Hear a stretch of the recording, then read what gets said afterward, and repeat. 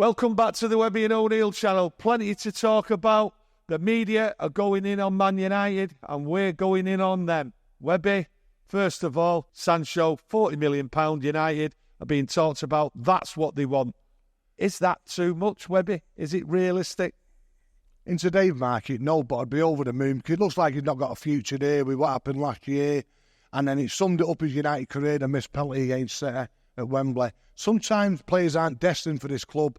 You look at Sancho when he signed, was all over the moon, thought this is a top sign. Never worked. It looks like it's happened for him. 40 million, I'd rather get him off the books instead of another loan deal. You know, I'd like him to stay because we know what he can do. But unfortunately, it's just not happened for him. So I think on best part is, if we get 40 million, I'll be over the moon. I don't think we'll get it, to be honest. Then? 20? 39. 39. No, so honest to God, if we got 40, I'll be over the moon because it's just not going to happen for him. You know, we know because up to 3 or 4 years ago, he was probably one of the first names on the England team sheet. And it's gone downhill for him from the penalty at Wembley against Italy, the fallout with Ten Hag, him playing well at Dortmund, him coming back, the missing the penalty at City, then the ear infection for the Fulham game, allegedly. We just need, for both parties, what's best. For Man United, for Sancho, if we get 40 million, I'll be happy as a pig in shite. There you go. But no loan deal? No, not if we can help it. So, you know, get him off the books if it's not going to work for him. You know, apparently he's come back and has apologised. But like I just said before, Tony, sometimes it doesn't work out for the player. You know, we all wanted to work out for him. There was a stage a few years back when the Leicester game away when he scored. He had like 3, 4, 5, 6 games where he was our top man. And then it just went downhill with niggling injuries and being played out of position, being played on the left, being played on the right, being on the bench, not being in the squad. He's just not had that run and it's not worked out for him. So let's do what's right for both the club and the lad. Well, player there who we both know, I like him, think he's a good squad player. All summer now, been big conversations about him moving. Scott McTominay, only just over a week to go, Webby. Doesn't look as though he's going. I think he's a good option off the bench. I think if we keep him, it's the right thing because he is a good squad player and he can perform when he comes on, when he's used right. But do you think he's going to accept a squad player with the tournaments he's had for Scotland, where he was top goal scorer in the qualifiers, a regular for Scotland, a regular mainly for Man United when the injuries was about? Are you going to accept for being a squad player? He's at that age now where he might think, listen, I need to be playing here week in, week out. It's no point me playing 2 games and sitting on the bench for 3 or 4. You know, is he going to be happy with that at Man United? If he's a football player and he's got ambitions, then he wants to play every minute of every game of every week. And he's not going to do that at Man United. And if we get for him, what we've got to do, Sonny, we've got to get the right money. I'm sick to death of this club over the last years. And I look at Palestra, £5 million.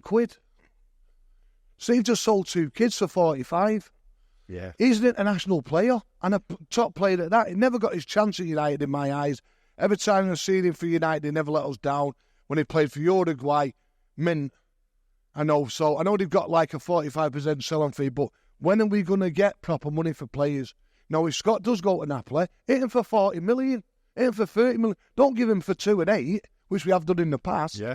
We want proper money. We're acting like a proper club now with the proper people in charge, so they've got to get the proper money. Do I think Scott will stay? I think he will. But I think in January, if he doesn't play the amount of games which he thinks he deserves to, I think we could look at it again. Fulham were mad for him, apparently. West Ham had a look. Napoli, under Conte, you know, top manager there. 1 year on his contract, Webby. Well, yeah, that's the only thing. Do we wait? And then I think if we're going to get rid of him, it's going to be January for me. But then does 10 million come off his price? And whatever money we can get, we can use all that money because he's come through the ranks. It's an hard decision for the club, but it's whether the lad wants to be sat on the bench most games. Because if everyone's fit, so that's where he's going to be. Let's have it right. Yeah. He's going to be on the bench. Now, if you're a national player, a regular, does it start coming into the thing where the international manager, well, he's not played. Can't really play him. So it's an hard one. Scott's got to come out. And I know the club have said, listen, if he wants to go, we'll listen. That's putting all the pressure on Scott. Yeah. You know, to say, well, listen, if you want to go, we'll sell you. But if you want to stay, you can stay. So it's an hard decision, but we've got to get the right money to if he goes. Talking about transfers, what's been going on, and it's still going on now, the conversation, Ugarte in midfield. I look at Casemiro and Mainu there, okay, they can't last the full season. No. They need somebody in there, and we have to get a midfield player. Whether it's Ugarte we end up with or someone else, but they can't last them two, surely, Webby. They will need a break. They will need rotation. Casemiro, we've seen his legs go last year. Ugarte, right man for you. Casemiro, Mainu, do need help, Webby. I'll be truthful, I've not seen a lot of him, but if you're at PSG, Mug, and his stats says it all, that's the one we need, some honourable player to break that stuff up and give it simple, like Vieira used to do. Yeah. He was an honourable player. He'd take the ball off, he'd then pass it to the most skillful ones. That was his job. It looks like it could, and hopefully it'll go over the line, whether it's a permanent or a loan. But it's something we've got to look at, We're short in that department. We proved that last year when teams were running through Casemiro on his own. So, listen, if we can get it done, great. We don't seem to be messing about now, but this seems to have dragged on a couple of weeks now. He either comes or he doesn't. PSG want to get rid of him. So, the ball's in our court. Yeah. It's down to us to act like a proper football club, which we have been doing in the transfer market. So, hopefully we'll get it over the line soonish. I was talking the other day, expectations for the year, where we're going to come in the league, do we get a trophy?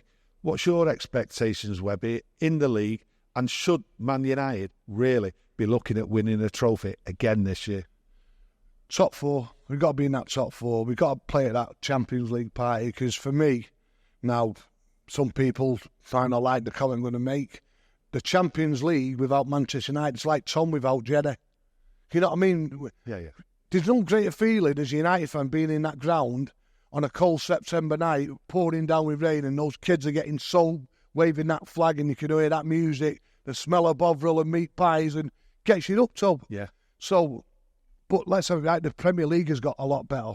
We was destined to be in that every year, whether we won the league or become second. Now, there's 6, 7, 8 teams could be competing in that, and they're getting bigger and stronger. Yeah. So, for me, it's got to be top four. If we can get a pot as well, League Cup or the FA Cup or the Europa League. Do we have to win a cup though, Webby? It's nice though, isn't it? Yes. It's nice.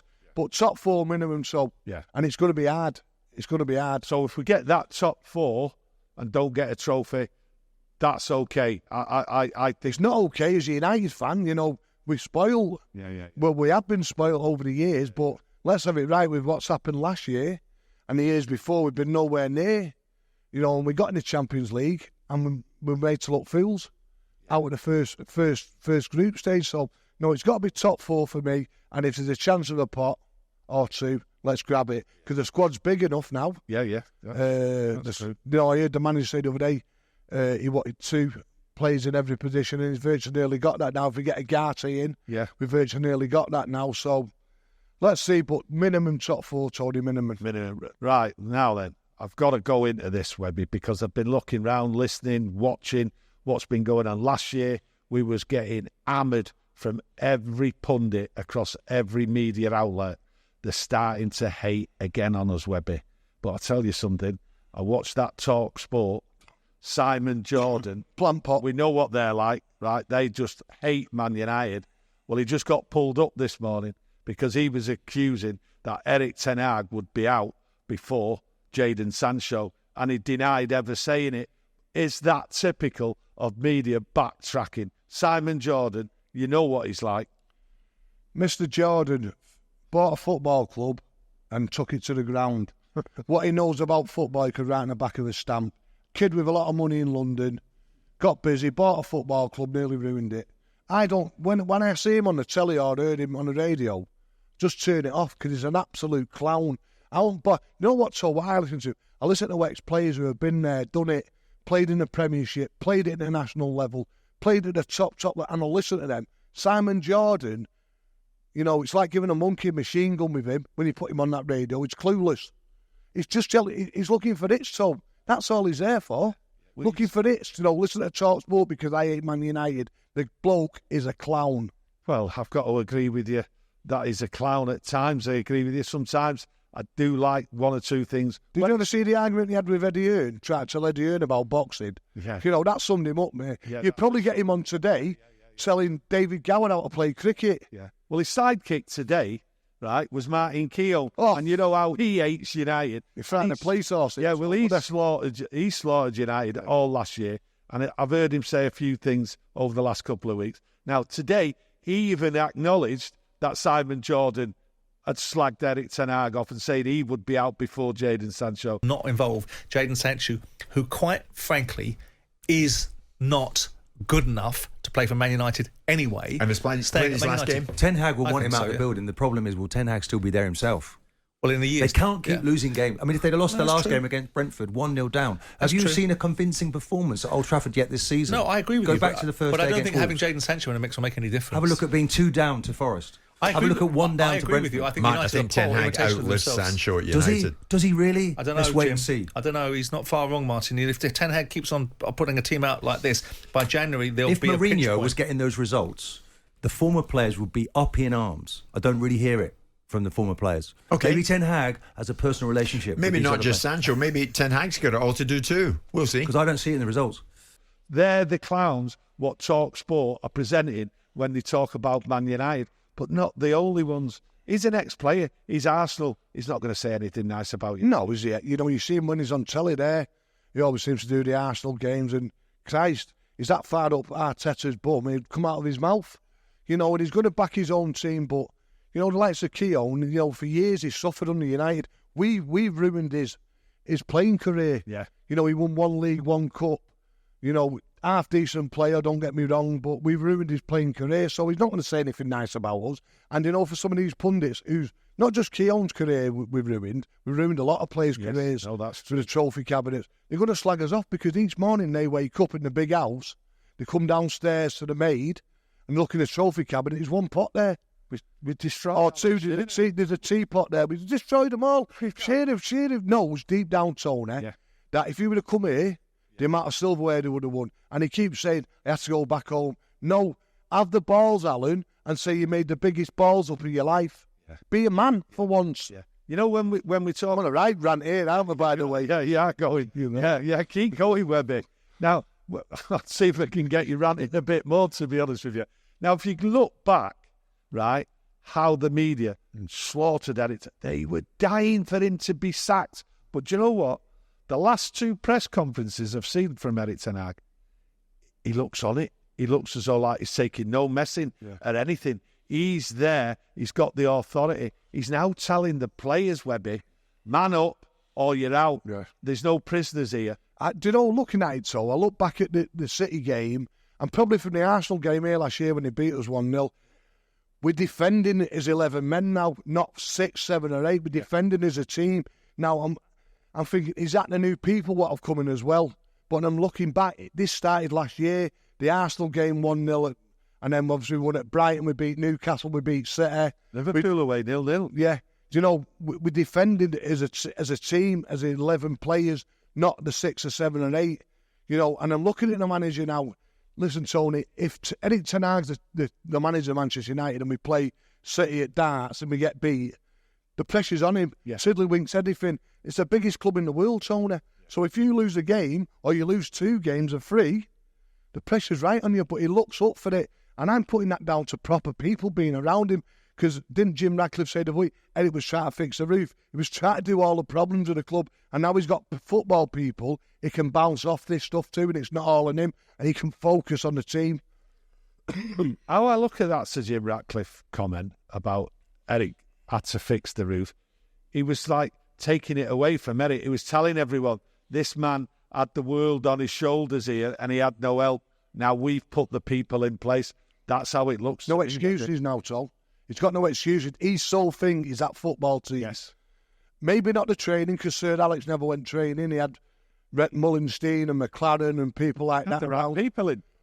So he's got no excuse now. His job is to get that football team playing and winning matches. Now, you're not going to win every game, no, obviously, but you put a shift in. And I think players realise now, if they don't put a shift in, you're on the bench. You know, nobody's safe. Yeah. And that's from the captain to the new players, which is good. And like you're saying, when I've seen the press conference, he looks refreshed. Right. He looks good. He doesn't look haggard. You know, we've seen pictures here, and you've seen it on social media. Fresh, Webby. You've seen it on social media where they've took a picture of Mourinho and Solskjaer Then a picture 4 months later, and they've gone grey and they've got bags under that. He looks like a new man. He looks like he'd been out with me for the weekend. You know what I mean? Yeah. No, he does look Fred. I'll give you that. Now, before we go, Webby, you're back here. You've got a Legends do here. Yeah, quick one. It's Friday, the 20th of September. There's a few remaining tickets left. It's 25 years since the treble toe, believe it or not, isn't it? Yeah. 25 years. You know, what was me and you doing 25 years? We can't tell. We can't help it. But listen, there's tickets left. We've got Ryan Giggs, Andy Cole, Dennis Irwin, David May, done by Andy Mitten. Going to be a great night in the hotel. Contact Hotel Football for ticket details. We'll have a great night with some great stories, Sona. Well, listen, I hope you've enjoyed the chat with me and Webby. It's got your talking. It's got me going, so you going, yeah. He'll be bouncing all weekend now. So please press that like button. Please subscribe, and we'll be back as soon as we can with another video. Thank you very much. Thank you, Webby. Thank you, Tony.